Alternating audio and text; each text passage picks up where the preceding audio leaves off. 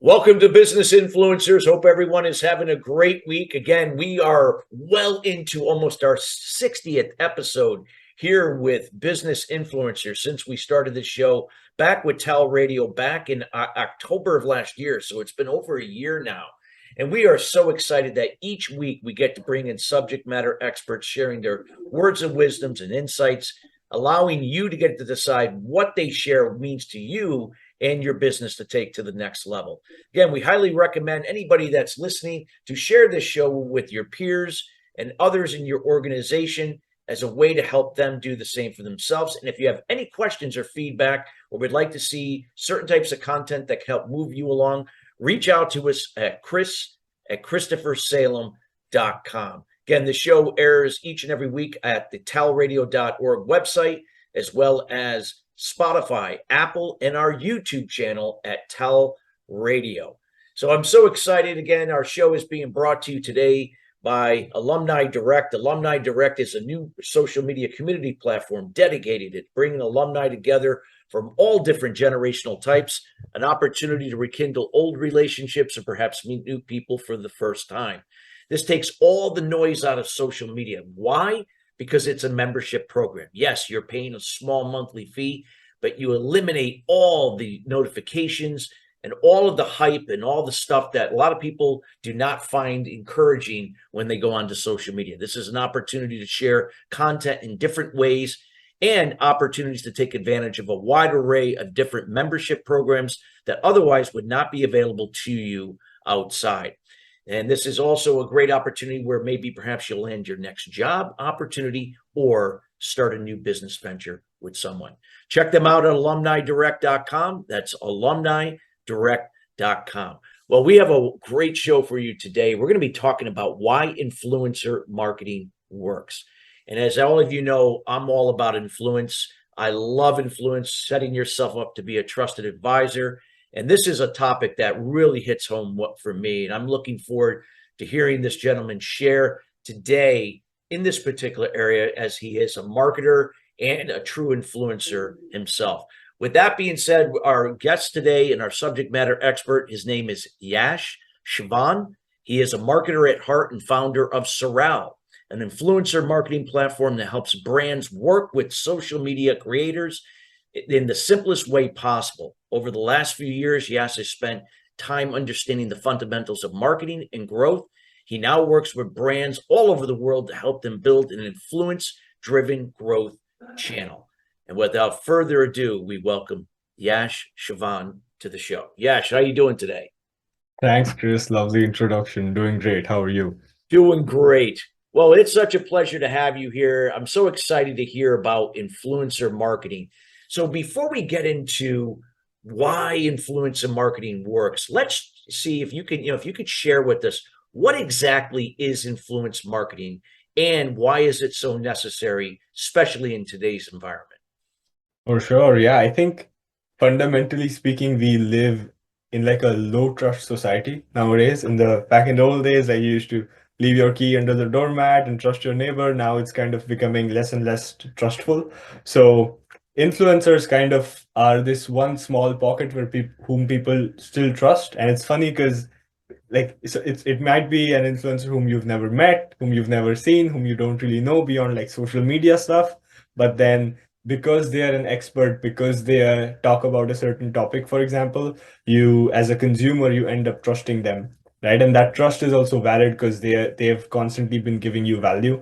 So in today's world, especially in like a trust deficient society, influence marketing works because these influence, like you said, right in the beginning in the intro, you have to build yourself up to be someone of influence, but then not everyone can do that, and it takes a long time to actually become somebody who has influence over other people. So as a brand, as an e-commerce brand or as a business, you'd rather, instead of spending 5 years building yourself up, you could just work with someone who spent those 5 to 10 years building their influence up on different social media platforms, and use their platform to share your brand message ahead. So Wow. yeah, those I love it. So it's almost like that, like a tribe approach, right? You're connecting with somebody that's already done that work of building that connection and that, and that connection based upon shared core values, whatever those values are that have established that trust factor. So that way, when they implement people into their ecosystem, then more than likely, hey, if I trust so and so and I really admire that person, and I feel like that, that person is speaking to me each and every day, then more than likely I'm going to trust and feel the same about others that they bring to the table to me. Absolutely. Yeah. And also another reason why fundamentally, again, boiling it down to the fundamentals, right? Influencer marketing worked before social media, before any of this, before like modernity as we know it existed, right? Because the only way before technology, like if you go back 500 years, the only way that a business grew was through word of mouth. So if they did a good job, their customers told other people about them, and that's how they grew. That's how they got more customers. So it was all fundamentally about people telling other people. But what has happened with social media is that instead of one customer telling five other people, it's like one influential customer telling 50,000 people on your behalf. So it's just like, I like to say influencer marketing is word of mouth at scale. So in like before social media and technology, it was difficult to scale word of mouth, which is why it was not a reliable channel. Versus now with social media and with technology, with all the tracking that's available, you can actually scale your word of mouth, right? So yeah, that's also one of the reasons why it works. Yeah. So it's made it. I mean, I wouldn't say, yeah. In a way, it's a lot easier, but for the everyday influencer now to do this, like where maybe you had to get on TV, you had to be on a certain radio show, maybe in a high profile magazine, or Yep. whether if it was a specific industry or just a general. But nowadays with social media, that if you're now really aligning and partnering with key influencers, you can really position your products and services and your personal brand, in a lot easier way than it was done before in the past. Absolutely. Yeah, it's also much easier now to become someone worthy of influence. I think back in the old days, and Chris, you know a lot about going on TVs and radio shows, but nowadays it's like anyone, if they know what they're talking about, they can just pick up their phone, record themselves, post it on social media, on LinkedIn, on Instagram, on Twitter, and create a brand for themselves, right? And there's no barrier to entry per se. Anyone can create content, and as long as you're saying something that other people want to listen to, which means as long as you're delivering value, you can gather influence for yourself. So yeah, it's become more easier for people to become influencers. And nowadays, with tools like SARAL available, it's also becoming easier for brands to work with these creators and collaborate with them. So yeah, it's like the tide is shifting now towards it's just becoming everything so easy. Now it's just about doing it. Awesome. I love that. What would be the process? Yash, if we're looking at it, if let's say you really have a strong message, you've done some, and even on a small level, you've really created some impact and helped people or helped organizations or businesses in a certain industry, whatever that may look like. They just right now are not sure how to go about creating that influence other than maybe they just have a knowledge of traditional marketing and advertising. What would be, would it be aligning with certain people, like you said? What would be that first step in the process? Yeah, the first step is usually what I say. Ideally, like most people do that, like they try to align themselves with the goal, they reach out to influential people. But even like I would say step zero is just look at your customer base, see like the people who've already bought from you and reach out to them and ask them like, hey, like probe them and see if they're influential on one of these social because they already have buy-in. You don't have to sell them again to promote you, right? If you're reaching out to other people who don't know about you, who might not never have heard about you, you have to sell them first and then get them to promote it. So much longer sales cycle, so to speak, versus with your customers, you've already sold them. They've already bought from you what your products or services, whatever it is. Then you only have to sell them on, hey, can you promote me? And we'll create an incentive structure. So I think the first step should be to just look at your customer list and see who's influential there. And yeah, the more obvious step one or step two in this case is to reach out cold to influencers in your industry. So the way you usually do that is that you'll pick 3 to 5 like core keywords. Like for example, we were just working with the skincare brand. So in their case, it'll be like beauty or holistic wellness and skincare. And these are like their top 3 to 5 keywords. and then they basically go on Instagram, TikTok, YouTube, they search for these keywords, they see who's creating content around them, and then they reach out to them. Right. So it's a scrappy, you can be as scrappy as you can, but in step one, reach out to your customers. Step two, reach out to everyone else who's not your customer and get that buy-in. So yeah. Wow, I love that. And would it be safe to say, like, when you're thinking about utilizing establishing a foundation with influencer marketing, you have to be consistent, because without the consistency, because we're not going to be leveraging our sphere of influence all, because we want to be able to touch point, like you said in the beginning. It may not be somebody well known, but it will be somebody that's still known in that particular area, because they're a customer. Yep. There's somebody that's experienced your product. Yep. They can get it now to that next level, and now it's a matter of now impacting another influencer that could have maybe even a bigger reach and doing the same. So, like, would it be safe to say building out your sphere of influence to Yeah, that's a that good process?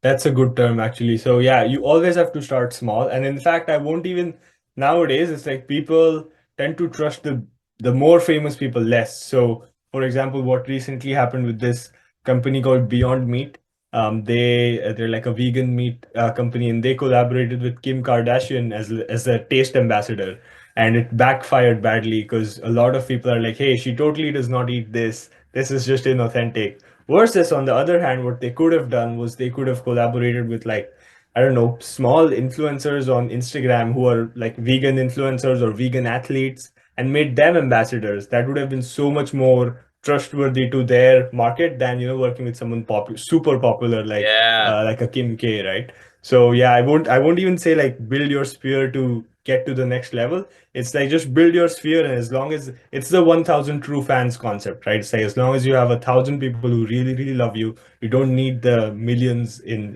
reach. Like you can just keep monetizing them and keep providing value to them. So yeah. Yeah, I love that. So again, you're not deviating from those values.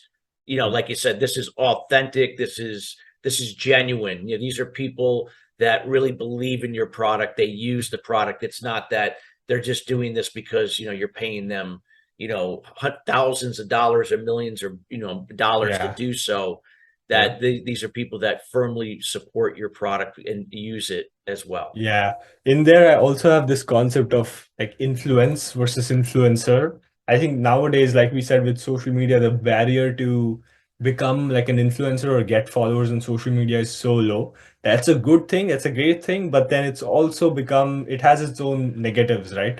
Because a lot of people who may be dubious, who may be fraudulent, are gaining these followers, just like scamming people into following them. And then if you end up working with them, then that you don't want them representing your brand or your company, right? So you have to be very careful in terms of, hey, are they just an influencer, or do they actually like hold any genuine influence over their audience? Because there's a lot of like these, meme pages that have like millions of followers, but if they ask someone, they recommend a product, not many people are going to buy it. Versus someone with like 5,000 followers may have such a deep quality connection with their audience that whatever they recommend, the conversion rate is through the roof. So yeah, you have to vet whom you work with properly. Yeah, no, I totally get it.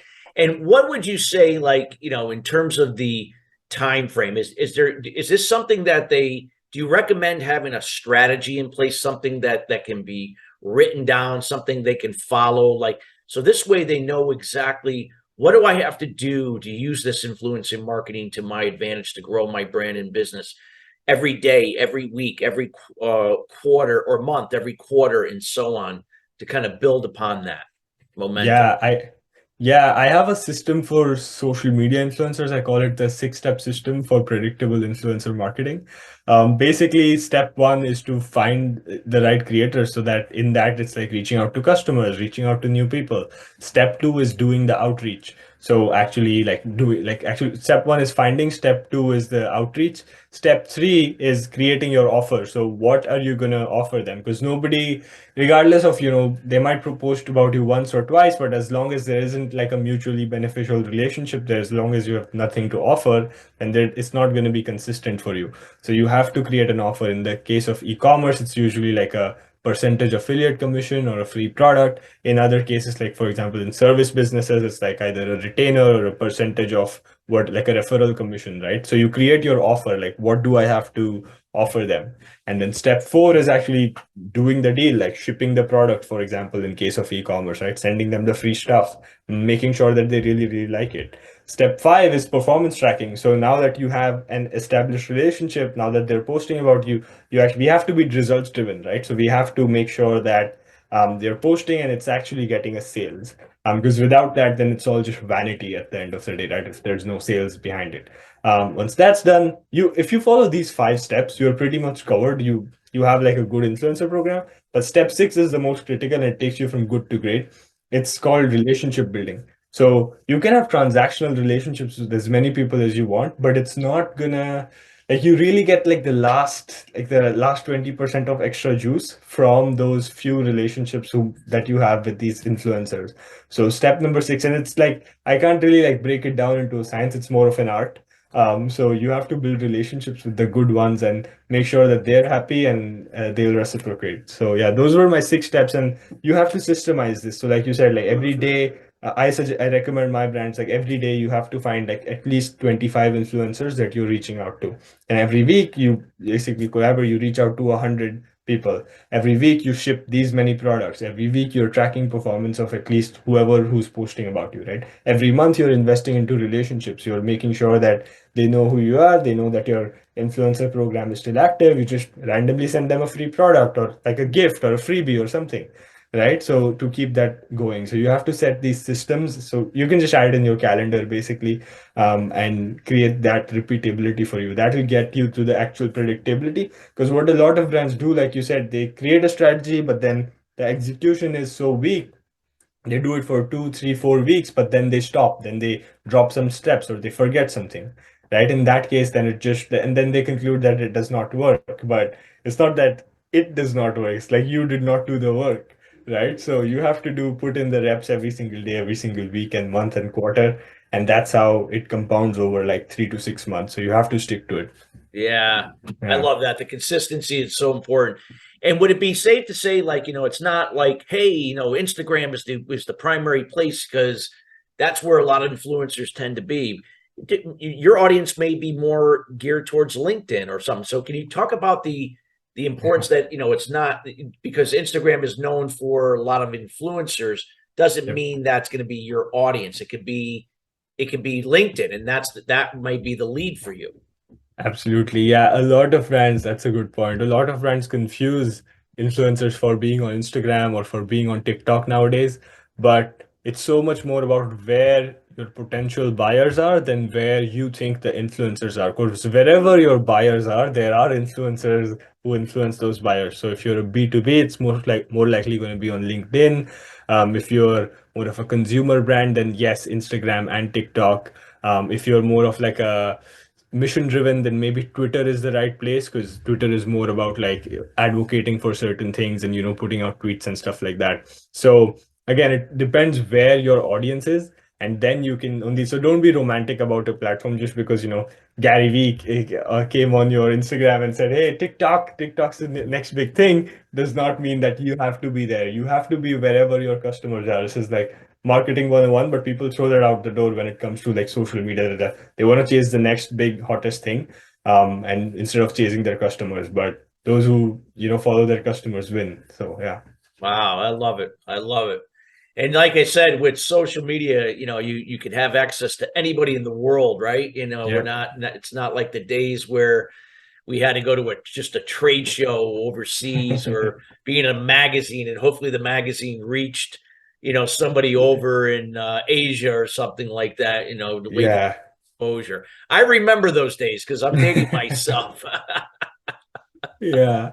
And even in those days, like direct response used to work, right? So even like without all the tracking, without all the social media, if you got in the right magazine, you said the right things, your messaging was down, your audience was right, you like people are in millions with that. So now it's easier than ever, right? With all the barriers broken down. So yeah, but that also means that there's more competition. So there's like a yin and yang to it. But yeah, it is what it is. I love it. I love it. Well, what we have here usually, Ash, is we have a wide variety of people that listen to the show, anywhere, Hmm. different generational types from Gen Z to baby boomers. Even we got traditionalists, believe it or not. We've had some people in their early 80s listening in, and I know that's hard to believe, but it's true. With that being said, I'm not saying that they're out to make an impact at this And point. Chris, you are 3,000 years old, right? Who knows? Who knows? Who knows? Well, with that being said, you mentioned some of the first steps. Like, what would you say would be the average duration to kind of, and I know it varies based upon what you're doing and so on, but what would be the average duration of this process to kind of build a pretty steady level of influence over time? You have to give yourself at least 3 months and bare minimum 90 days, 3 months. But you're better off having like a half a year time frame for you to actually see. Because 3 months is like it'll take you a couple of months just to get all the 6 steps down. Because it's like a monthly process. And then the third month you start seeing some results, and then so on and so it starts compounding. Unlike what's quick to start is quick to shut off, right? So let's say, for example, let's take an example of Facebook ads, right? It's easy to show. You can set up a Facebook or a Google ad campaign in a day, right? But you can turn it off and then it stops, right? Versus you take something like influencer marketing, where it takes you, let's say, at least a few weeks to get it started, to get some influencers coming in, start posting about you. But then it's very difficult to make it like you can't stop it after a while, because it like once the ball gets rolling, it's difficult to just say, hey, no, never ever post about this ever again, right? So well, it's difficult to get it rolling, but once it gets rolling, it's compounding. So it's not, you won't see like linear returns, but it will be slow growth, but then the returns long term would be super high. So yeah, give yourself like at least 3 to 6 months, I would say. Wow, that's great. And that's not really, when you think about it, a long time. So it's Yeah. like, if you could really just, kind of, just put keep your eyes looking forward and just, and take action every day. And like you said, just connect with those people that have that connection already with the audience that you're looking to serve, and just keep expanding from there. And what would you feel in terms of types of content that would work well that would resonate with people in terms of from an influence standpoint? I think nowadays it's mostly, again, depends on your audience. If you're like targeting people who, let's say techies, for example, they read a lot of documentation and blogs. Let's say your audience is like coders or software engineers, they're more into reading, right? So maybe you want to collaborate with bloggers at that point, because bloggers write and you want to get there. Versus, let's say your audience is like a Gen Z person who's constantly on Instagram and TikTok. In their case, something like a short form 15 to 30-second clip, those kinds of content. So again, boils down to who your customer is. But yeah, generally speaking, with like the lower attention spans, people are paying more attention to, especially nowadays, like TikTok and YouTube Shorts really are working really, really well. So like 30-second clips of like really giving value. But again, it's not like just because you do a short video, it's gonna work. It's like it has to be valuable. It's not like any short video is gonna work. So you have to study what's working, see what organic. One of the hacks that I've discovered is like see what's going viral organically, like see what's on your feed, assuming you're also your customer. Let's say I'm selling to someone like me.